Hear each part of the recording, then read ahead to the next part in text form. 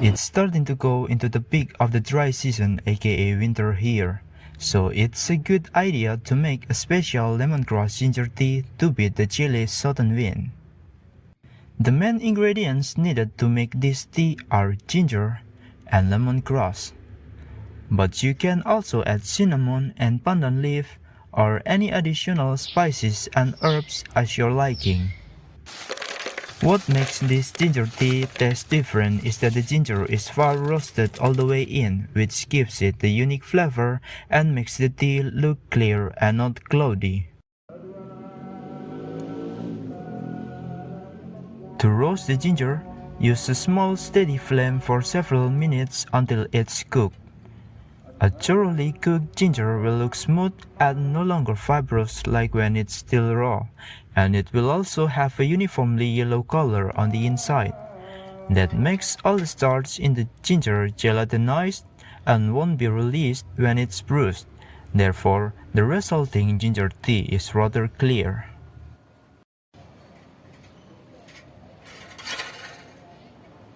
If your ginger skin is somehow burned like what I had here, you can always peel it off later, and it won't affect your ginger tea. Before we bruise the ginger and the lemongrass, I will heat up the water first. For 100 grams of ginger, like what I used here, you will need a liter and a little bit more water, so it will yield a liter of ginger tea in the end. But it really depends on your preference, the type of ginger, and the length of the steeping process. I use this smaller ginger variety that tends to be spicier than what you might usually find in markets. Before you bruise the ginger, you will need to peel the burnt part off with your hand. Therefore, it won't make your ginger tea look dirty and thus burn. You can also peel the ginger bare, but that's not necessary.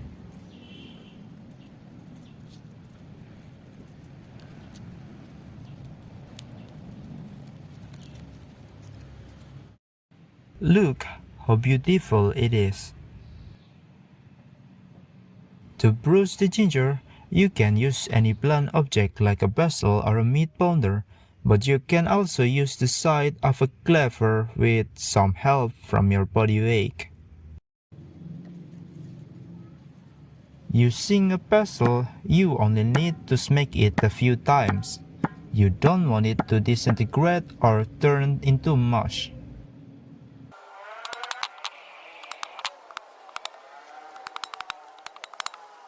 Now, to bruise the lemongrass, you only need to pound on the lower stem so it will stay intact as a one piece. Parts of the ginger skin will peel off by themselves when you pound it. Just pinch and discard them. Now that the water has been boiling for a bit more time than needed, I will put all the ingredients into the pot.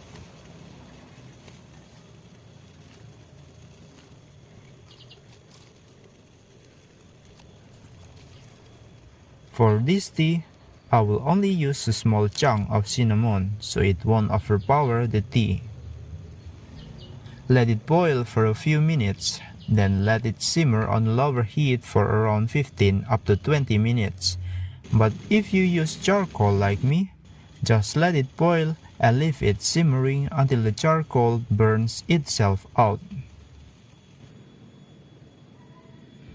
After around 20 minutes, you can already drink this ginger tea, but it will taste mild and the color is not yet there.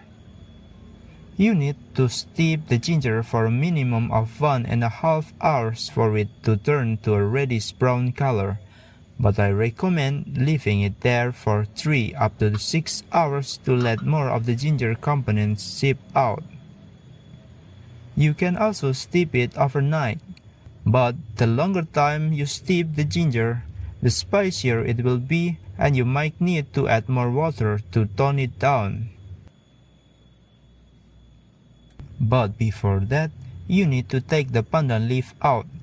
It tends to make the tea taste leafy if you leave it too long.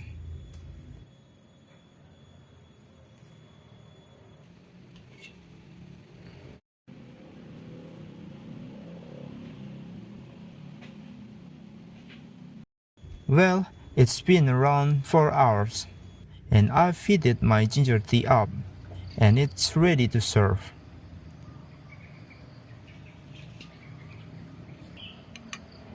The traditional way is to serve it with palm sugar that's made from coconut, like what I used here, but you can also substitute it with jaggery or brown sugar, honey, or even regular white table sugar.